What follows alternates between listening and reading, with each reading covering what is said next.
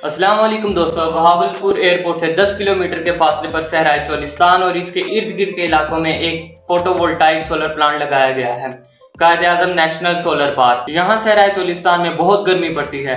गर्मियों में करीबन टेम्परेचर 50 डिग्री सेंटीग्रेड तक चला जाता है। क्या आप जानते हैं दोस्तों कि ये पाकिस्तान का सबसे बड़ा सोलर पार्क है। 6,500 एकड़ यानी करीबन 26 स्क्वायर किलोमीटर की जमीन पर यहाँ सोलर पैनल्स लगाए गए हैं। ये इतना बड़ा एरिया है कि इसमें गुजरांवाला जैसा बड़ा शहर भी समा सकता है। इसकी टोटल इलेक्ट्रिसिटी कैपेसिटी 1000 मेगावाट है। 1 मेगावाट में 1000 किलोवाट होते हैं और 1 किलोवाट में 1000 वाट होते हैं। इस तरह 1 मेगावाट में 10 लाख वाट होते हैं। और क्या आप यकीन कर सकते हैं कि कायद-ए-आज़म नेशनल सोलर पार्क में 1000 मेगावाट के सोलर पैनल्स लगाए गए हैं। क्या आप इमेजिन कर सकते हैं कि ये कितनी ज्यादा इलेक्ट्रिसिटी है। ये इतनी ज्यादा इलेक्ट्रिसिटी है कि पाकिस्तान के सबसे बड़े शहर कराची की बिजली की आधी जरूरियात इसी से पूरी हो जाएंगी। ऐसे बड़े सोलर पार्क्स आपको सोलर एनर्जी का पोटेंशियल दिखाते हैं, लेकिन एक इंटरेस्टिंग सवाल यहाँ ये उठता है कि ऐसे बड़े सोलर पार्क को हम और कितना बड़ा बना सकते हैं। क्या होगा अगर हम दुनिया के सबसे बड़े और गर्म तरीन सहरा सहारा डेजर्ट को सोलर पैनल से ही कवर कर दें। क्या पूरी दुनिया की इलेक्ट्रिसिटी की रिक्वायरमेंट्स को सिर्फ इन सोलर पैनल से पूरा किया जा सकता है। असल में दोस्तों सहारा डेजर्ट का साइज बहुत बड़ा है। इतना बड़ा है कि इसे हम आज के चाइना के साथ कंपेयर कर सकते हैं। जमीन पर इतनी ज्यादा सोलर एनर्जी पड़ती है कि हर वक्त जमीन पर 173,000 टेरावाट सोलर एनर्जी पड़ती है और ये पूरी दुनिया की इलेक्ट्रिसिटी की रिक्वायरमेंट से 10,000 गुना ज्यादा है। अंदाजा लगाया गया है कि जमीन पर पड़ने वाली सनलाइट हमारी पूरी दुनिया की साल भर की इलेक्ट्रिसिटी की रिक्वायरमेंट्स को सिर्फ 1.5 घंटे में पूरा कर सकती है। तो इसका मतलब है कि सहारा डेजर्ट में सिर्फ थोड़ी सी ही जगह पर सोलर पैनल्स लगाने से हम पूरी दुनिया की इलेक्ट्रिसिटी की रिक्वायरमेंट्स को पूरा कर सकते हैं।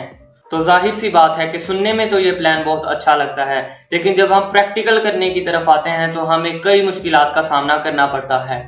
इन प्रॉब्लम्स में सबसे पहली प्रॉब्लम है मेंटेनेंस। जब हम इतने बड़े एरिया पर सोलर पैनल्स लगाएंगे तो जाहिर सी बात है कि हमें उनकी मेंटेनेंस भी करनी पड़ेगी। सहरा में सोलर पैनल्स लगाने से वैसे ही काफ़ी मुश्किलात आएंगी, क्योंकि सहरा में विंड स्टॉर्म्स आती हैं, तूफान आते हैं, तो सोलर पैनल्स की सतह पर रेत आ जाती है और रेत आने की वजह से उनकी एफिशिएंसी कम हो जाती है।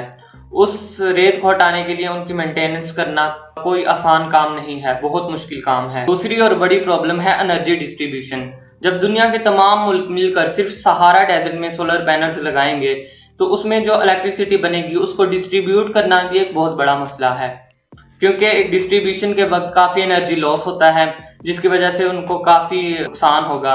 इसलिए एनर्जी को डिस्ट्रीब्यूट करना भी एक बहुत बड़ा मसला है। तीसरी प्रॉब्लम है जियोपॉलिटिक्स। जब सिर्फ सहारा डेजर्ट और इसके इर्द गिर्द के मुल्कों में सोलर पैनल्स लगाए जाएंगे तो इन मुल्कों के पास ज़्यादा पावर आ जाएगी, क्योंकि दूसरे मुल्कों को इन मुल्कों पर डिपेंड होना पड़ेगा, जो कि अच्छी बात नहीं है। और तारीख में एनर्जी के नाम पर पहले भी बहुत सी लड़ाइयाँ हो चुकी हैं। चौथी और बड़ी प्रॉब्लम इनका लाइफ साइकिल है। एक आम सोलर पैनल का लाइफ साइकिल वैसे तो 25 साल होता है, और जब इनका लाइफ साइकिल पूरा हो जाएगा तो इन इतने ज़्यादा सोलर पैनल्स का क्या किया जाएगा? क्या इनको रिसाइकल किया जाएगा? आज के टाइम पर हम देखें तो इकोनॉमिकली इनको रिसाइकल करना इतना बेनिफिशियल नहीं है। तो इतनी सारी प्रॉब्लम्स हैं हमारे सामने, तो क्या कोई सोल्यूशन भी है? हाँ बिल्कुल है। इन बड़े सोलर पावर प्लांट्स को इमेजिन करने के बजाय आप इनको इंडिविजुअल लेवल पर इमेजिन करो। इंडिविजुअल लेवल पर सोलर पैनल्स लगाने से हम बहुत सी प्रॉब्लम से बच सकेंगे। जियोपॉलिटिक्स का कोई मसला नहीं आएगा। हर तमाम लोग पहले अपने घर के लिए यूज़ करेंगे, उसके बाद डिस्ट्रीब्यूशन के लिए सोचेंगे। और अगर मेंटेनेंस की बात की जाए तो इंडिविजुअल लेवल पर इनको मेंटेन करना बहुत आसान है। और अगर लाइफ साइकिल की बात करें तो इवेंचुअली सिर्फ वन टाइम इन्वेस्टमेंट करनी पड़ेगी, उसके बाद 25 साल तक आपको इसका बेनिफिट ही मिलेगा, आपको प्रॉफिट मिलेगा। और इंडिविजुअल लेवल पर मजीद बात करें तो सोलर सिस्टम 2 टाइप्स के होते हैं, ऑन ग्रिड सिस्टम और of grid system. On grid का मतलब है कि आपका सोलर सिस्टम ग्रिड के साथ कनेक्टेड है, जिनके वक्त आपका सोलर सिस्टम पहले आपके घर की ज़रूरियात को पूरी करेगा और उसके बाद जो इजाफी बिजली बनेगी उसको ग्रिड में भेज दिया जाएगा। इसमें आपको नेट मीटरिंग की फैसिलिटी मिलती है। और रात के वक्त जब आपका सोलर सिस्टम करंट नहीं बना रहा तो इस वक्त आप ग्रिड से बिजली यूज़ करेंगे।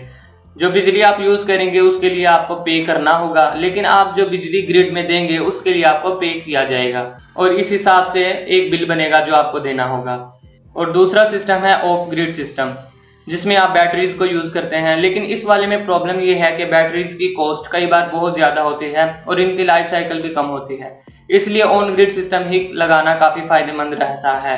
अब लाइफ साइकिल के बारे में बात करें तो जैसे मैंने आपको बताया कि इनका एवरेज लाइफ 25 साल होता है, लेकिन 1970s के सोलर पैनल्स आज तक भी काम कर रहे हैं, हालांकि इनकी एफिशिएंसी कम हो गई है। इनको इस तरह भी यूज किया जा सकता है, लेकिन इनको रिसाइकिल करना बहुत मुश्किल है। उम्मीद है कि आज का वीडियो आपको पसंद आया होगा। इसको अपने दोस्तों के साथ शेयर करें, और अगर आप जानना चाहते हैं कि आखिर सोलर प्लेट्स किस तरह काम करती हैं, किस तरह वो करंट बनाती हैं, तो स्क्रीन पर आ रही वीडियो पर क्लिक करें। मैं आपसे वहीं मिलूंगा।